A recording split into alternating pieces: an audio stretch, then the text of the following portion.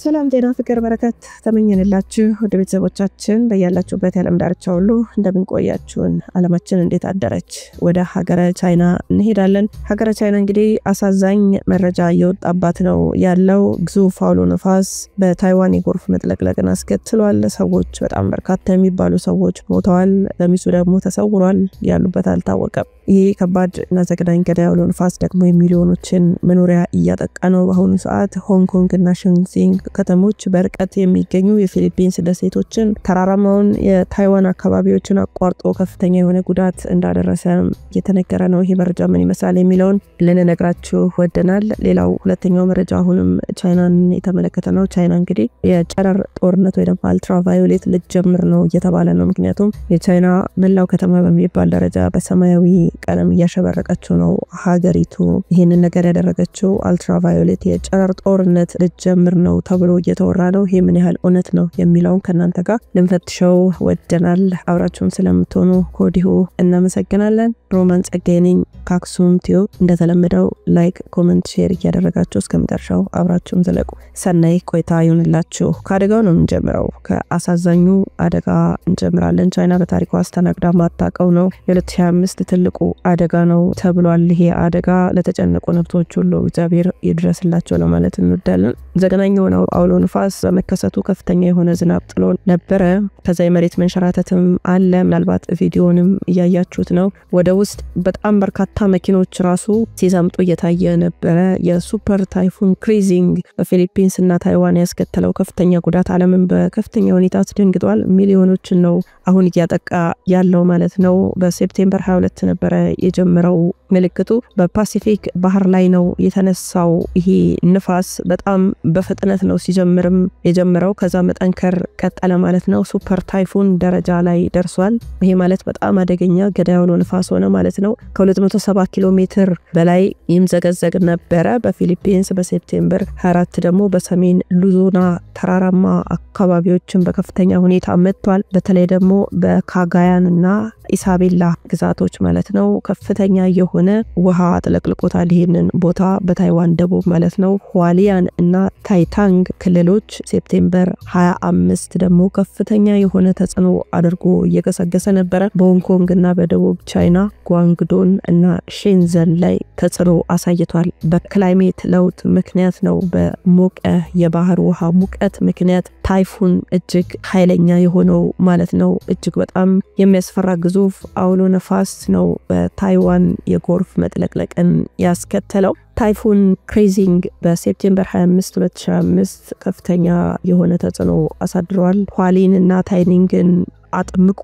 ከፍተኛ የጎርፍ መጥለቅለቅን ነው ያስከተለው። በተለይ ደግሞ በሁዋሊን ከተማና በታይታንግ ተራራማ አካባቢዎች እጅግ በጣም ከባድ የተባለ የዓመቱ ዘግናኝ የተባለ ዝናብ ነው የጣለው። እስከ 500 ሚሊ ሜትር እና ንፋሱም 270 ኪሎ ሜትር በሰዓት ሲምዘገዘግ ነበረ ተብሏል። በርካታ የሆኑ መንገዶችና ድልድዮች ፈርሰዋል።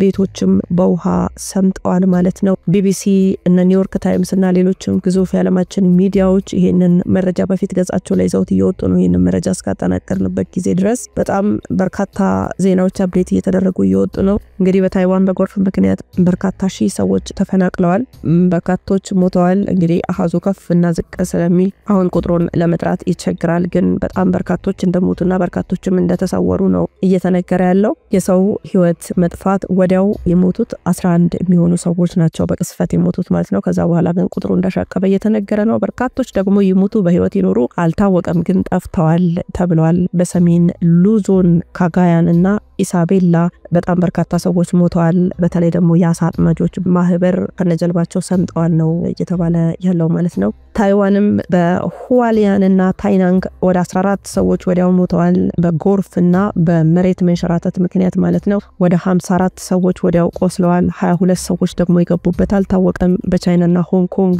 ግን እስካሁን ድረስ ይህንን መረጃ እስካጠናቀርንበት ጊዜ ድረስ ሞት አልተመዘገበም። ነገር ግን 101 የሚሆኑ ሰዎች በከፍተኛ ሁኔታ እንደተጎዱ ኒውዮርክ ታይምስ ዘግቧል። አውሎ ነፋሱ የሚሊዮኖችን ቤት እያጠቃ ነው። ፊሊፒንስ በሰሜን ሉዞን 40,000 ሰዎች ተፈናቅለዋል። ወደ 34 ድልድዮች ፈርሰዋል። በሺዎች የሚቆጠሩ ቤቶች ደግሞ ጎርፍ ውጧቸዋል። በካጋያን እና ኢሳቤላ የግብርና መሬቶች እንዳልነበሩ ሆነዋል የሚል መረጃ ነው የወጣው ማለት ነው። በሁዋሊያን ወደ 300 ሰዎች እስካሁን ድረስ ተፈናቅለዋል። በሺዎች የሚቆጠሩ ቤቶች እንዳልነበሩ ሆነዋል። መንገዶችና ድልድዮችም በጎርፍ ተውጠዋል ማለት ነው። ቻይና ሆንግ ኮንግ በሼንዘን እና ጓንግዶን 2 ሚሊዮን ሰዎች ተፈናቅለዋል። ከ700 በላይ አውሮፕላኖች በረራ ሰርዘዋል። የባህር ትራንስፖርት ተቋርጧል። ሆንግ ኮንግ እና ሌሎች ከተሞች በርቀት የሚገኙት ማለት ነው ታይፉንግ ክሪዚንግ በሆንግ ኮንግ እና በቻይና ደቡብ ከተሞች ሼንዘን ጓንግዶን በሴፕቴምበር 25 የደረሰባቸው ዘግናኝ የሆነ አደጋ ከፍተኛ የሆነ ተጽዕኖ አምጥቷል ማህበረሰቡ ላይ። ከፊሊፒንስ 1000 ኪሎ ሜትር ርቀት ላይ ነው የሚገኙት እነዚህ ግዛቶች ማለት ነው። በሆንግ ኮንግ ደግሞ በከባድ ዝናብና ንፋስ ምክንያት 101 ሰዎች ከላይ እንዳልኳችሁ ተጎድተዋል ማለት ነው። በጣም ከፍተኛ ጉዳት እንደሆነ ነው እየተነገረ ያለው ማለት ነው። በፊሊፒንስ እና ታይዋን በሺዎች የሚቆጠሩ ሰዎች ወደ ደህና ወደ ሆነ ቦታ አፈናቅሏቸዋል። መንግስት ለነዚህ ሰዎች ከለላ ያደረገ ነው። በታይዋን 460,000 የነፍስ አድን ሰራተኞች እንደተሰማሩ ነው የሚነገረው። በፊሊፒንስም የአደጋ መከላከያ ቡድኖች በካጋያንና ኢሳቤላ ንቁ ሆነው እየሰሩ እንደሆነ ተነግሯል። ዓለም አቀፍ ድጋፍ ደግሞ በአውሮፓ ድርጅቶች በ2.44 ሚሊዮን ዶላር ተሰጥቷል። በቻይና በሼንዘን እና ሆንግ ኮንግ የአደጋ ማስጠንቀቂያ ስርዓቶች ተግባራዊ ሆነዋል። የቢቢሲ መረጃ ነው ይሄ። ታይፉኖች በክላይሜት ቼንጅ ምክንያት እንግዲህ የበለጠ ኃይለኛና ተደጋጋሚ የሆነ አደጋ እየደረሰባቸው ነው። ቻይና በከፍተኛ ሁኔታ እያደገች ያለች ሀገር እንደሆነች ይታወቃል። እንዲሁም ደግሞ አሁን ልዕለ ኃያል የሆነችውን አሜሪካም ገልብጣ የልዕለ ኃያልነቱን ወንበር ትይዛለች ተብላ የተሰጋች ሀገር ናት ማለት ነው ቻይና። ለዛ ነው ብዙ ጊዜ ከአሜሪካ ጋር የማይስማሙበት ያው ብዙ መንገድ አለና፣ ነገር ግን ይሄ የተፈጥሮ አብዮት በከፍተኛ ሁኔታ እየፈተናት ነው። በተለይ ደግሞ 2025 በታሪኳ አይታ የማታውቀው ተግዳሮት ገጥሟታል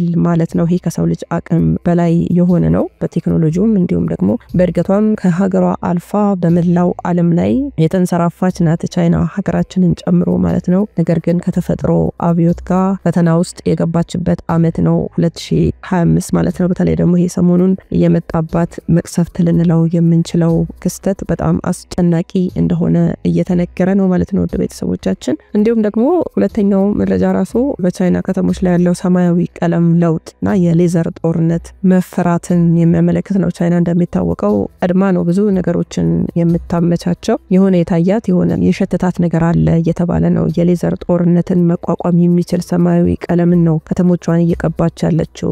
በቻይና ከተማ በተለይ ዋና ዋና ከተሞቿ ላይ ያሉ ቤቶች በሙሉ ሰማያዊ ቀለም እየተቀቡ እንዳሉ መረጃዎች ያሳያሉ። አብዛኛው መኖሪያ ቤቶች በተለይ ሰማያዊ ቀለም እየተቀቡ ነው። ይህች ፈጣን ሀገር እንግዲህ አንድ የታያት ነገር አለ ተብሎ እየተነገረ ነው። በእርግጥም የተፈጥሮ አብዮት በከፍተኛ ሁኔታ ቢፈትናትም እሷ ግን ሌላ ስራዎች እየሰራችም እንዳለች ነው እየተነገረ ያለው። በከተሞቿ ላይ በተለይ ደግሞ በናንጂንግ፣ ቤጂንግ እና ደግሞ ሌሎች በጣም ግዙፍ የተባሉ ከተሞቿ ሰማያዊ ቀለም እየቀባች ስላለች በጣም ተፈርቷል ማለት ነው። በማህበራዊ ሚዲያ ላይ ደግሞ ይሄ መረጃ በሰፊው እየተነገረ ነው። ይሄ ስሜት በተለይ ደግሞ በአየር ብክለት ከባድ የሆኑ ጊዜዎች እንደተነሱ ይታወቃል ቻይና ውስጥ። ተማሪዎችም ይሄንን በአልትራቫዮሌት ወይ ደግሞ እነሱ እንደሚሉት ዩቪ በምህጻረ ቃሉ ቀለምና በሌዘር ጦርነት መጀመር ብለው ፈርተዋል። ያው በሁለት ተከፍለዋል የቻይና ማህበረሰብ ማለት ነው። በተገኙ ታማኝ ምንጮችም እንደነ ቢቢሲ፣ ጋርዲያን እና ኒውዮርክ ታይምስ መሰረትም ይሄ የቻይና አካሄድ በጣም ተፈርቷል ብለው ዘግበውታል ማለት ነው። እንግዲህ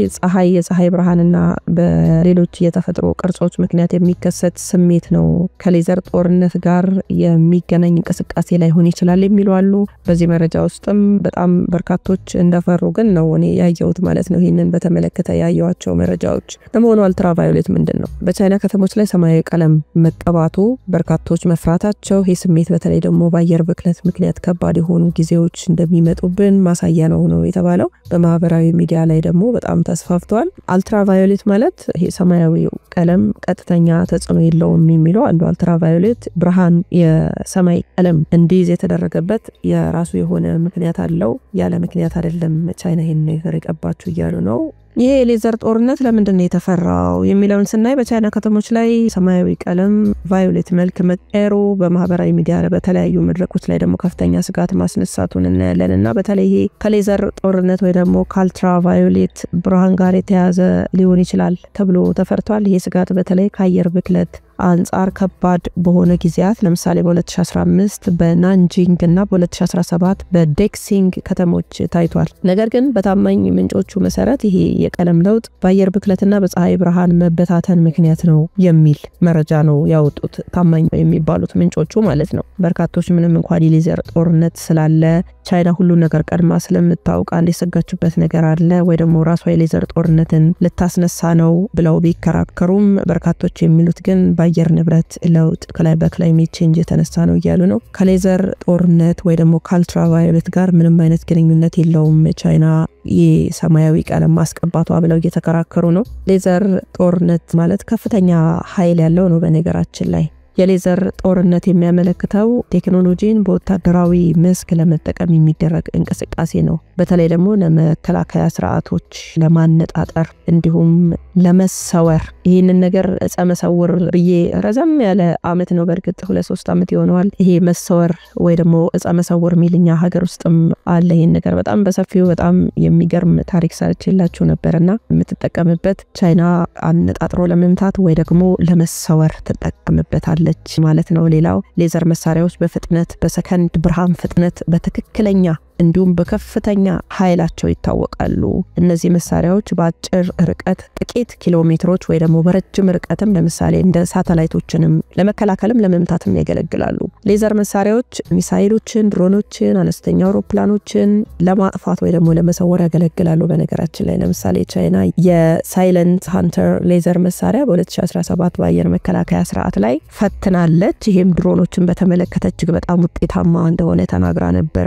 የሌዘር መሳሪያዎች በማነጣጠር ለምሳሌ የሌዘር መመሪያ ሚሳኤሎችን በመደበቅ ለምሳሌ ሳተላይቶች ወይ ደግሞ ሌሎች መሳሪያዎች ላይም ያገለግላሉ ማለት ነው። ለመሰወርም ለማጥቃትም ያገለግላሉ ማለት ነው። በ2018 ቻይና በሌዘር መሳሪያ ሳተላይቶችን ለመደበቅ ሙከራ አድርጋ ነበር። ይሄ በአሜሪካና በሌሎች ሀገሮች ላይ ደግሞ ከፍተኛ የሆነ ስጋትን ፈጥሮ ነበር ማለት ነው። ስለዚህ በቻይና ውስጥ የሌዘር ጦርነት እንቅስቃሴ በጣም ነው የሚፈራው። በደንብ ነው ኢንቨስት አድርጋ እዚህ ጉዳይ ላይ እየሰራችበት ያለችው። ቻይና በሌዘር ቴክኖሎጂ ላይ ከፍተኛ ኢንቨስትመንት አላት፣ በተለይ በአየር መከላከያ ስርዓቶቿና በሳተላይት መሰወር ላይ ማለት ነው። በ2025ም ታስታውሱ ከሆነ በሴፕቴምበር 3 በቲያንኤት ስትሪት የተካሄደ ከፍተኛ የሆነ ወታደራዊ ልምምድ አሳይታ ነበር። ይሄም እንደውም በጣም በቃ አቅሟን ያሳየችበት ነው። ስለዚህ ማንም አይደፍረኝም የሚለውን ወደ ጦርነት ብትገባ እንኳን እሷ የጦርነቱን ቁልፍ ይዛ እንደምትዘውረው እየተነገረላት ነበር። እዛ ልምምድ ላይ ይሄ ነገር ታይቷል። የDF-5S ኒውክሌር ሚሳኤልና ሌዘር መሳሪያዎቿን አሳይታ ነበር። በተለይ ደግሞ ድሮኖችን ለማጥፋት ያገለግላል ማለት ነው። የሌዘር መሳሪያቸው 2025 ሴፕቴምበር 16 በቻይና የተካሄደው የሚሳኤል ሙከራ በዩፎ ላይ ያነጣጠረ እንደነበረ ተገልጿል። ነገር ግን ይህ የሚሳኤል ሙከራ ነበር እንጂ ከሌዘር ጦርነት ጋር ቀጥተኛ ግንኙነት አልነበረውም ተብሏል። እነዚህ እንቅስቃሴዎች በቻይና የሌዘር ቴክኖሎጂ እድገትን ያሳያሉ። ነገር ግን ይሄ አሁን ቀብተዋለች ከሚባለው ከሰማያዊው ቀለም ጋር ግንኙነት እንደሌለው የሚሞግቱ አሉ። አብላጫው ሰው ግን ቻይናን የሆነ ነገር ልታደርግ ነው ብሎ ፈርቷል። በቻይና ከተሞች በተለይ ደግሞ በግዙፍ ከተሞቿ ላይ ቀለማቸው ወደ ሰማያዊ ቀለም እየተቀየረ ነው። ወደዚህ ወደ ቫዮሌት መልክ መቀየሩ በተለይ በአየር ብክለት ከባድ የሆኑ ጊዜያት እያስተናገደች ስለሆነ በዛ ምክንያት ነው ተብሏል ማለት ነው። እንደሚታወቀው ቻይና የአየር ብክለት ችግር አለባት። የአየር ንብረት ለውጥ ክላይሜት ቼንጅ ነው አሁንም እያመሳት ያለው ማለት ነው። በቻይና ያለው አየር ብክለት በከሰል በፋብሪካዎች በተሽከርካሪዎች ምክንያት በጣም ከፍተኛ እንደሆነ ይታወቃል። ከፍተኛውን ሚና የምትወስደው እሷ ናት፣ ቻይና ናት ይባላል ጥናቱም እንደሚያመለክተው ማለት ነው። በ2013 መንግስት የብሉ ስካይ እቅድ መጀመር በሺዎች የሚቆጠሩ ቢሊዮን ዶላሮችን ኢንቨስት አድርጋ ነበር። ነገር ግን በ2022 ውስጥ ከ3ኛው በላይ የሆኑ ከተሞች የአየር ጥራት ደረጃዎችን አላሟሉም ተብሏል። በቤጂንግ ብቻ በአመት ወደ 3000 በላይ ሰዎች በአየር ብክለት ምክንያት እንደሚሞቱ ጥናት ያሳያል። የአየር ጥራት ኢንዴክስም AQI በቤጂንግ በተለመዱ ቀናቶች ከ250 በላይ ይደርሳል ተብሏልና በአየር ብክለት ምክንያት በጣም በርካታ ሰዎች እንደሚሞቱ ተነግሯል። ይሄም ከዓለም ጤና ድርጅት WHO ደረጃ በ20 እጥፍ ይበልጣል ተብሏል። በተለይ ደግሞ በክረምት ወይ ደግሞ ይሄኛ ጤዛ ምንለው በዛ ጊዜ ከፍተኛ የሆነ ብክለት እንደሚኖር ተነግሯል። በ2025 ሴፕቴምበር ውስጥ አሁን በዚህ ወር የፈረንጆቹ ማለት ነው ተመሳሳይ የብክለት ችግር በተለይ ደግሞ በቅዝቃዜ ወይ ደግሞ በጤዛ ጊዜ ይታያል። ነገር ግን ከሌዘር ጦርነት ጋር አይገናኝም ብለው የሚሞግቱ አሉ። አይደለም ይሄ የሌዘር ጦርነት ነው ብለው ደግሞ ሽንጣቸውን ገትረው የቻይናን አካሄድኛ እናቃለን ብለው የሚሞግቱ አሉ ማለት ነው። ቤተሰቦቻችን ቻይናን በተመለከተ ያለው መረጃችን ይህንን ይመስላል። አብራችሁን ስለነበራችሁ እጅግ አድርገን እናመሰግናለን። ለመላው ኦርቶዶክሳውያን እንኳን ለተከበረው መስቀል በዓል በሰላም አደረሳችሁ ለማለት እንወዳለን። አብራችሁን ስለነበራችሁ እጅግ አድርገን ነው እናመሰግናለን። በቀጣይ መረጃ ደግሞ እስከምንገናኝ ቸር ቆዩልን።